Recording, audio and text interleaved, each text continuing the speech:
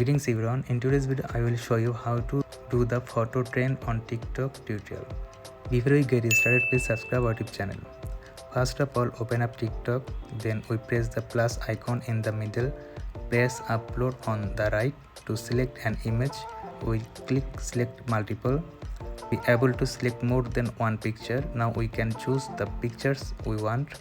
In whatever order you select these pictures, the pictures will be stored in the order. You can change the order of these pictures by pressing and holding them below. After completing the storing, we click next. Here you should see the switch to photo mode option. If there is a switch to video mode option after selecting the pictures, you should not click on it. If you click, the photos in your video will not be displayed as scrolling to the viewers. If you cannot see this feature, unfortunately, it means that this feature is not available on your device yet.